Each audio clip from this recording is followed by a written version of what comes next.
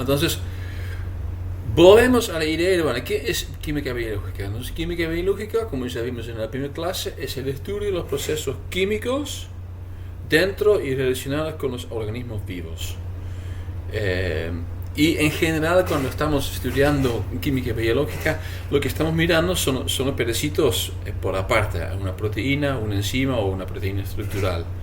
¿Sí? Pero también sabemos que, bueno, lo que hace funcionar estas piezas, digamos que un ser vivo se puede entender como una rompecabezas, es que las piezas hacen funcionar la rompecabezas y la rompecabezas, ¿sí?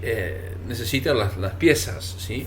Bueno, de aquí lo que tenemos ahora en día es una vista que es un poco diferente, es la vista de biología de sistemas. Este viene con su definición, es el modelado computacional de sistemas biológicos. Bueno, en este no lo quiero hablar mucho, lo que sí lo vamos a hacer al final, porque Reactome es una aplicación desde el punto de vista de biología de sistemas. Lo que quiero hablar un poco ahora es el sistema. ¿Sí? Entonces vamos a mirar a un sistema central y vos, desde el punto de vista de teoría de sistemas, tenés que definir tu sistema. Tu sistema puede ser una célula, puede ser un órgano, un tejido, puede ser una población, hasta que puede ser un nicho ecológico. Vos determinás cómo es tu sistema. Eso significa que también tenés que definir cómo está conectado a lo que en tu situación vos llamás el macrosistema. Entonces la célula es parte, el sistema célula es parte del macrosistema tejido, por ejemplo. Bueno, algunas palabras claves para biología del sistema es homeostasis. Y homeostasis es muy importante. Entonces, la vida es dinámica, pero necesitamos también homeostasis para que no vamos a perdernos. Entonces tenemos que volver a un estado inicial. Otra cosa, lo que es importante, pero más que nada para estudiar, ¿sí? es perturbar, ¿sí? Lo que podemos hacer es perturbar el sistema. Entonces estamos mirando el sistema y hacemos un cambio, por ejemplo, de un componente y vemos cómo afecta a los demás pedazos del sistema. Esa es una forma para estudiarlo. Y algo que es bastante interesante es algo que se llama la propiedad emergente. ¿Y qué es la propiedad emergente? Bueno, es algo que sencillamente emerge de algo. ¿Cómo explicar este? Hay algunas cosas que sencillamente no podemos explicar solamente mirando a todas sus partes. Pero la combinación de sus partes genera aparentemente algo, ¿sí? Entonces la suma de las cosas en general es un poquito más. Bueno, lo que es de más, eso se llama la propiedad emergente. Bueno, y para todo esto, homeostasis, que podemos perturbar, de dónde sale la propiedad emergente, y lo que sabemos que el sistema biológico, cualquier sistema es dinámico, entonces de aquí requiere regulación. Bueno, acá está coordinación de función. Ok, bueno, hablando de propiedad emergente, biología es una propiedad emergente de la química. ¿Sí? Entonces, la biología es algo particular y tiene alguna cosa que no puedes explicar desde una enzima. Solamente cuando vos vas a juntar todas las cosas, vas a tener algo que nosotros llamamos viva y podemos estudiar con la biología. Entonces, no se puede atribuir a los componentes individuales y de aquí parece ser el resultado de la interacción de los varios componentes. Bueno, esa es una cosa importante. Otra cosa importante de biología de sistemas, y acá tengo un ejemplo, metabolismo, porque metabolismo es como un paradigma para estudiar biología de sistemas, es que se puede entender el sistema como una red. ¿Sí? Y en el caso del metabolismo tenemos nodos y aristas. Los nodos son los metabolitos y las aristas son las reacciones. ¿Sí? Que puede ser sencillamente química. Varias reacciones son químicas, no son bioquímicas, y otras son catalizadas, que es realmente bioquímica. Y otra cosa importante en este, que también se tiene que entender como una reacción, es el transporte sobre una membrana. ¿Sí? La compartimentalización es muy importante. Y cada transporte es una reacción, pero no es una reacción química, es otro tipo de reacción. Bueno, el comportamiento de este depende de todos los nodos y sus aristas. Entonces, en realidad, qué interesante es tener de una enzima los valores Km y Vmax. En realidad, no es que no son importantes, pero con estos conocimientos de características cinéticas, todavía no parece hacer mucho para estudiar el ser. Hay que pensar en flujos, hay que pensar en qué entra y lo que sale. Aquí tenés que definir tu sistema. Vos podés definir tu sistema como, por ejemplo, glicolisis. Ese es tu sistema. ¿Y qué hay? Hay algo que entra y algo que sale.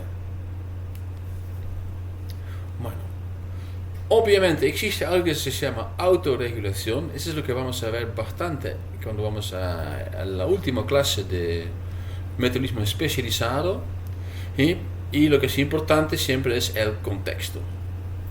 Bueno, otra cosa muy importante es algo que es una aproximación que hacemos estudiando las cosas, es steady state.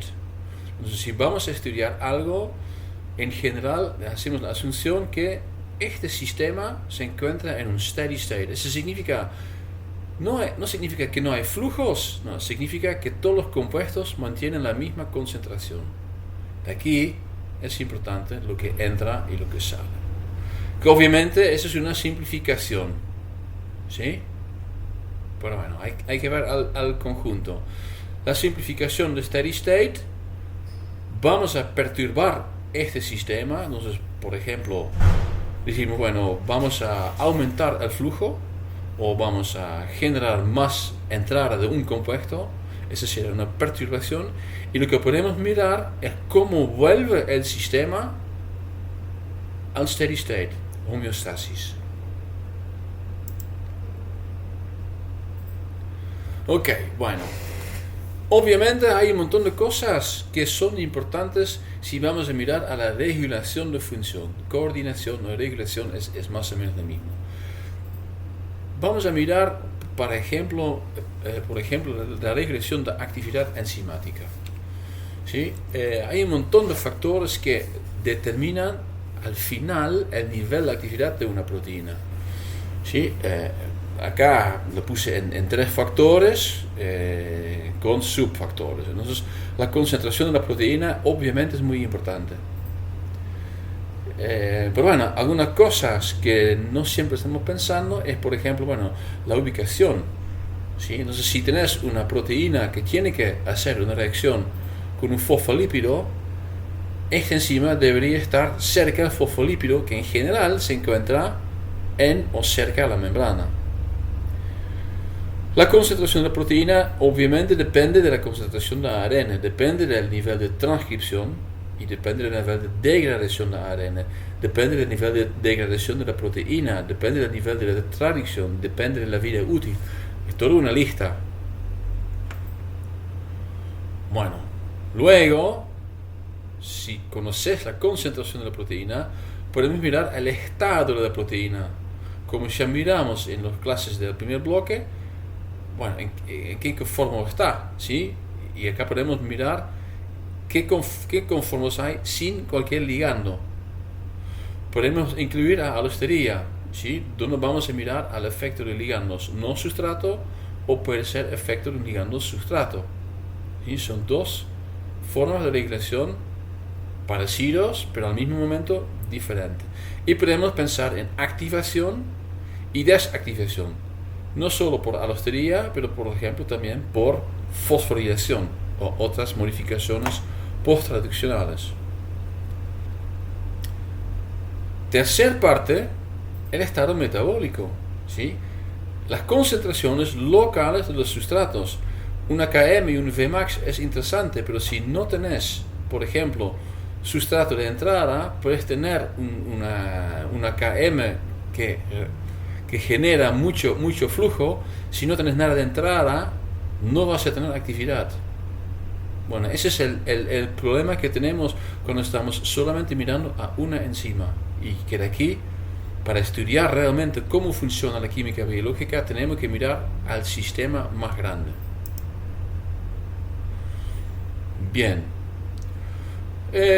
Bueno, algunas cosas que quizás no conocemos bien. Vida útil. Bueno, si estamos pensando en la vida útil de una enzima, ¿sí? Puede ser que son cosas pasivos o puede ser que son cosas activos. No lo sabes al inicio, pero puedes hacer algunas asunciones, ¿sí? Algunas proteínas, o todas las proteínas, tienen una estabilidad intrínseca. Por ejemplo, hay algunas proteínas de plantas que las plantas secretan para hacer una reacción de defensa en contra de patógenos. Estos se llaman pathogenesis related proteins. Estos lo encontramos secretadas y de aquí se encuentran en condiciones que en realidad no son tan muy favorables para proteínas, por lo cual en general tienen muchos puentes disulfuros, ¿sí? Por eso estas son bastante estables, hasta que, por ejemplo, son tan estables que los PR proteins en general son los que inducen alergias. Esas son cosas que realmente sabemos. Estabilidad a altas temperaturas. Bueno, este no tiene tanto que ver con el fold. El fold es el fold, ¿sí? Pero algunas proteínas, por sus secuencias, y de aquí por el fold, son más estables a altas temperaturas que otras. Obviamente ese es el resultado de la evolución. Bueno, ¿y qué más podemos pensar? Son cuestiones biológicas para indicar. Enzimas metabólicas claves. ¿Qué son los claves? Enzimas metabólicas claves son enzimas que se encuentran a posiciones cerca de metabolitos que son muy importantes. Entonces tenés una red y tenés un metabolismo que es como un hub. ¿Qué significa un hub? Este metabolito está conectado a, por ejemplo, 20 otros metabolitos. Bueno, acá tenés algo que es clave. Bueno, las enzimas claves en general tienen una vida útil. Bueno, por cuestión de lógica, la vida útil debería ser baja. ¿Por qué? Porque si no es baja, es muy difícil de controlarlo. Y si es alta, significa hay enzima, pero siempre estamos haciendo nueva enzima con una vida útil baja. Significa que siempre podemos regular, ¿sí?, con la síntesis, la concentración de esta enzima. Ese será pasivo. Activamente lo que se puede hacer es decir, bueno, por ejemplo, esta enzima no la necesitamos más. ¿Por qué? Porque no lo necesitamos más, o porque puede ser que está dañado, ¿sí? Bueno, las células tienen sus sistemas para trabajar con este. Bueno, proteínas también, obviamente, ahí acá lo tenemos una imagen, tiene que seguir un poco la dinámica celular del ciclo, ¿sí? Algunas proteínas tienen su función acá y otras tienen su función acá. Bueno, este también está todo regulado.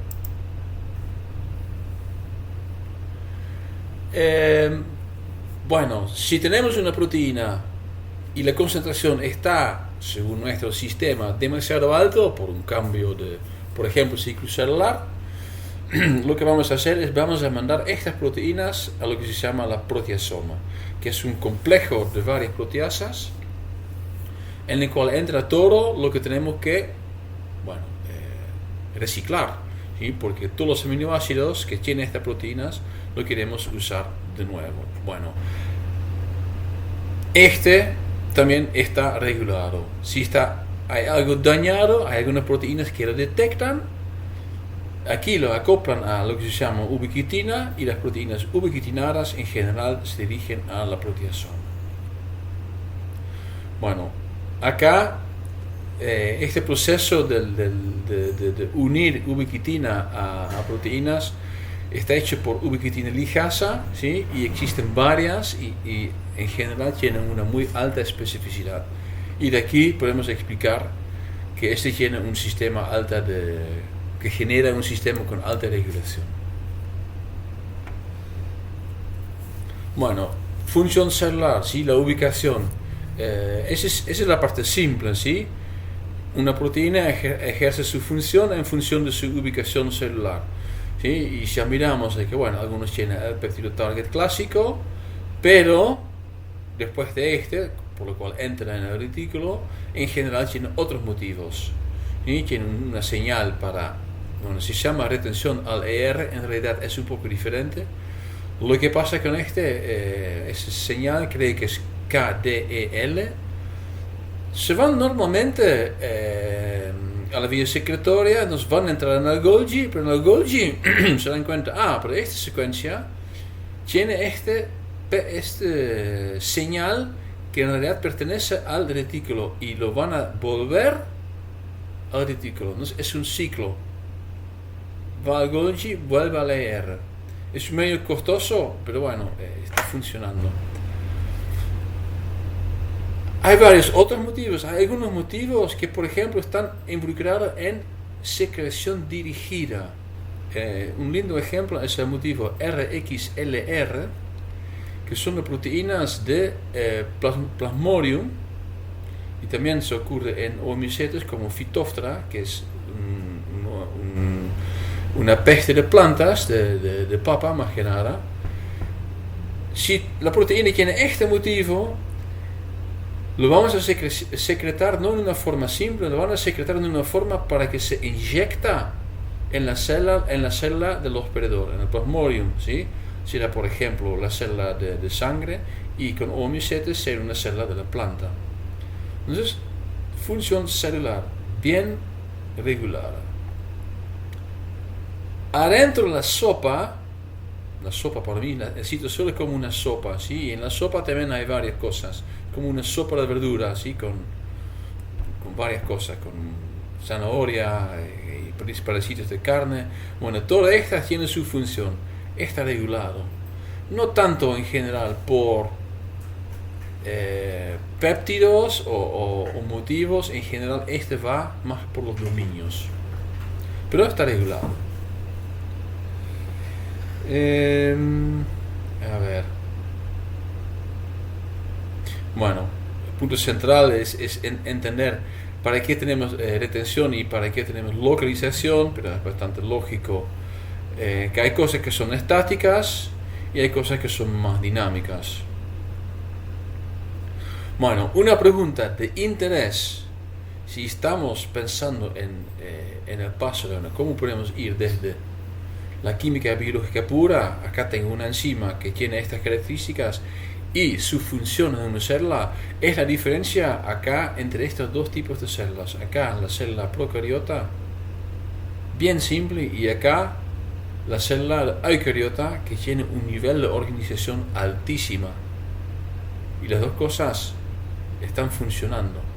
Acá en la eucariota, el nivel de compartimentalización está muchísimo más alto, que tiene sus ventajas y tiene sus desventajas, pero bueno, claramente tiene un impacto en cómo está todo organizado, cómo está todo conectado.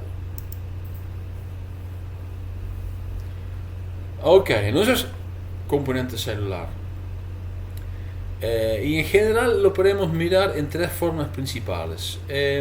Son las secuencias de la proteína misma. Puede ser que hay una modificación post-traduccional, o puede ser desde una proteína de andamio, ¿sí? Este ya lo miramos un ejemplo en donde estamos hablando del MAP kinase pathway, y seguramente que Ana más tarde lo va a explicar de nuevo. Bueno, esas son tres formas diferentes, y también lo que podemos hacer es clasificar la localización en una forma jerárquica, ¿sí? Entonces tenemos el citosol, la sopa, y tenemos membrana, pero membrana acá lo que usamos es un sistema, es una clasificación en tres partes. Tenemos el sistema endomembrana, que el nombre es muy confuso porque no es todo el sistema es membrana endo. es sencillamente es el sistema de uno de los bichos que generó en la célula eucariota. Los demás, mitocondria y plástido, ¿sí? Que son los que vienen de los otros dos bichos, no pertenecen al sistema endomembrana. Bueno, el sistema endomembrana está dividido en varias partes.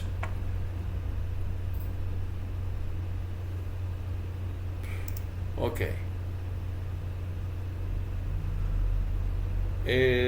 Bueno, entonces, sí, la compartimentalización tiene varios orígenes. Acá tenemos la parte, sí, del sistema endomembrana. Y del sistema no endomembrana, lo que en general todas las células eucariotas tienen son mitocondria y que tienen algo particular. Que tienen algo particular desde su origen, y lo que es particular es que tienen un sistema de membrana que es doble. Y este genera otro comportamiento, y este comportamiento es muy importante para hacer que, bueno, tenemos todo acá, tenemos el ácido cítrico, pero lo que es importante es que vamos a bombear al final electrones y protones, y este va a generar ATP. Eso será solamente posible porque tenemos el sistema de doble membrana. Y algo parecido, o lo mismo si querés, pasa en el cloroplasto, que también tiene doble membrana y también tiene ese sistema de transporte de electrones y transporte de protones que genera en este caso desde la luz ATP, donde antes acá en mitocondria estamos generando ATP desde carbohidratos.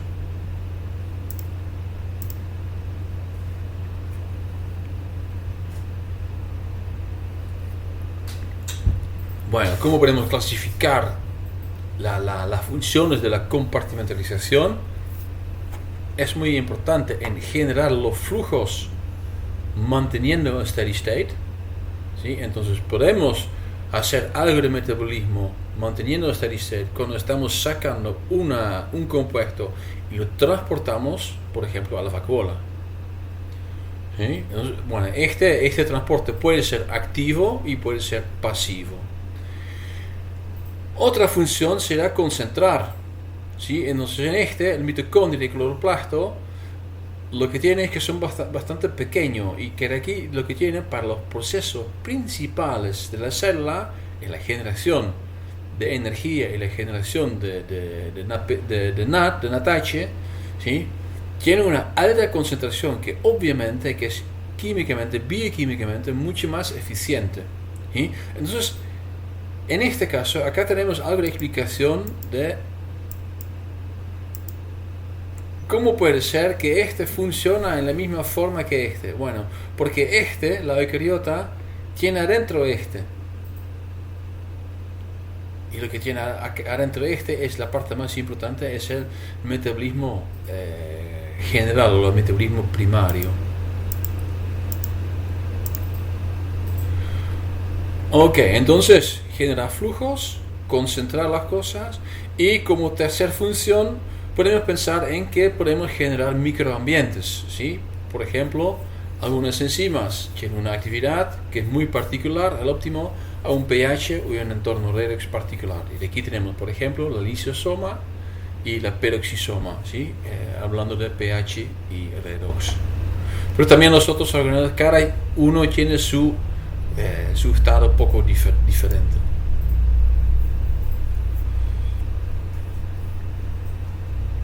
Bueno, a ver qué tenemos en este. Bueno, regulación no solamente ocurre a nivel molecular, lo que tenemos que entender que desde el nivel molecular va a ocurrir a un nivel jerárquico de los sistemas más alto, ¿sí? Compartimentalización del metabolismo, igual se requiere activación. La compartimentalización también requiere su regulación. Bueno, pero desde aquí ahora vamos a algo más grande. ¿Cómo podemos regular procesos entre tejidos o entre órganos diferentes? ¿Y cómo podemos responder al ambiente? Son todas preguntas que necesitan su respuesta. Bueno, acá vamos al paradigma de regulación que se llama transducción de señales. Hay muchas formas de regulación. En los estudios creo que el ejemplo, el paradigma, se llama transducción de señales. Y este se aplica a nivel celular, entonces estamos generando señales dentro de la célula, o puede ser intracelular, ¿sí? Puede ser a nivel intraorgánulo, puede ser a nivel intracelular y puede ser a nivel ambiente. Puede ser en respuesta a algo o puede ser para generar un proceso. Este último se llama desarrollo. Los organismos tienen que desarrollarse. Ese también requiere regulación.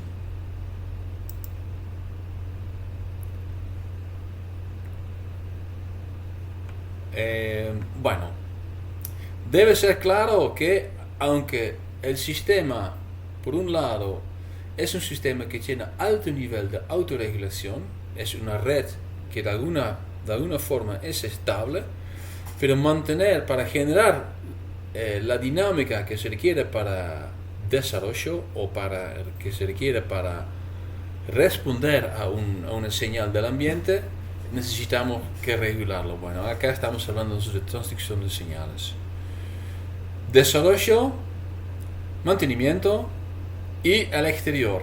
Bueno, entonces lo que es muy importante y que de aquí creo que quizás es lo más estudiado en este contexto con el exterior, tenemos que hacer la percepción del estado, ¿sí? ¿Dónde estamos y cómo es el ambiente? Estamos hablando de estrés biótico o, bueno, no sé necesariamente estrés. Algunas cosas bióticas son buenas. Tenemos simbiosis, que es mala, y tenemos también mutualismo, que significa que hay dos bichos que están mutuamente ayudando al otro. Puede ser que hay algún problema abiótico o que hay justamente una fuente abiótica que necesitas. Bueno, de alguna forma tenemos que percibir cómo estamos. Y lo que tenemos que hacer también es comunicar. Bueno, este evolucionó, todo este va a ser muy, muy complejo, de ese sistema simple como la GTPasa. Bueno, y este por ejemplo es la GTPasa que se llama Heterotrimeric G protein. Acá tenemos 1, 2, 3, entonces ese depende de 3, y de aquí se llama heterotrimeric, de 3 proteínas, la alfa, la beta y la gamma. Bueno, para volver a recordar cómo era la GTPasa, entonces la GTPasa es una enzima, pero prefiere, por la KM es altísimo, en general no es capaz de hidrolizar GTP. Solamente en algunas condiciones, ¿sí? Y está regulada por 2 factores, el guanidine nucleotide exchange factor, la GEF, y por otro lado estaba el GTPase activating protein, ¿sí? Y acá regula esta proteína, que es un switch en el estado on o en estado off, y está regulada por estas dos cosas. Bueno, acá funciona en la misma forma, y acá lo que tenemos como GEF, que es la GEF, a volver, guanidine nucleotide exchange factor, está acá. Si tenemos una GEF, resulta en que vamos a tener hidrólisis, resulta en que vamos a tener, en este caso, el estado on. Ok, bueno. Hay una proteína que se llama GPCR, G Protein Coupled Receptor. Este funciona como GEF. Acá estamos hablando de una señal del exterior que está detectada por el GPCR, y este genera la liberación de GTP y para que se pueda unir GTP. Bueno, solamente en alguna forma particular este GTPasa, ¿sí?, puede hacer la combinación con la parte beta y la parte gamma. Bueno, y que de aquí en algunas condiciones está unido y en algunas condiciones no está unido. Acá tenemos beta y gamma. Eso significa que acá lo que tenemos, digamos, río abajo, son 2 posibles señales. ¿Sí? Bueno, acá ya tenemos un sistema que es un poquito más complejo que la GTPasa Small Monomeric. acá tenemos Heterotrimeric. Bueno, ese también es como más o menos el mismo ciclo, pero bueno, genera un poquito más. Bueno. Pero entonces, para recapitular un poco, Sí. tenemos la proteína alfa GTP, que es la violeta unida a la membrana, digamos, que recibe la señal del exterior, que en este caso es la GPCR, Sí. funciona como un activador. Entonces, la proteína, la alfa GTP, pasa a estar en conformación, digamos, y le puede transmitir la señal a la beta o a la gamma, que son las amarillas, Sí. amarillita celeste. Son dos señales diferentes, pero ¿pasan las dos al mismo tiempo o puede ir una sola señal, por ejemplo? Y depende de la GTP ASA. Ah, bien, buenísimo. Bueno, yo termino acá. Entonces, ahora entonces la idea es que te vas a mis tebitos, tú no tienes una clase con Ana, vas a discutir papers, ella seguramente también va a hablar de GTP-ASAs, de estas cosas, pero también de otras enzimas y de otros principios.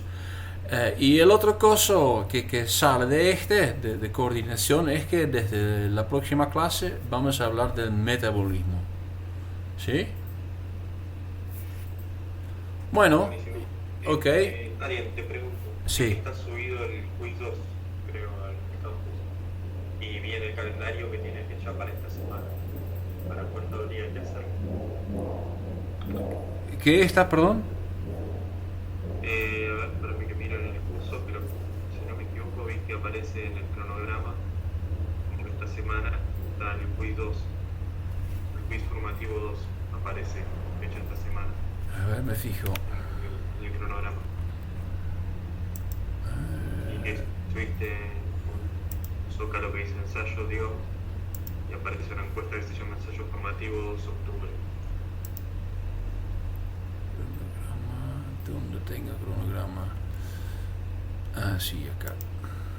Volver.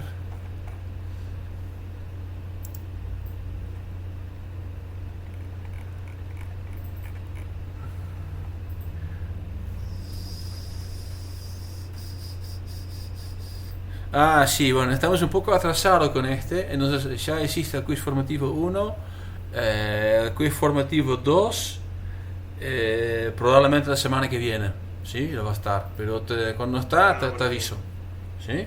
Dale. Bueno, ok. Bueno, ¿en cuánto tiempo más o menos vas a estar en mis tributos para que pueda avisar a Ana? Y aproximadamente media hora. Media hora. Bueno, ok. Bueno, ok, nos vemos la próxima, el viernes. Nos vemos el viernes. Bueno, chao, chao. You are currently the only person in this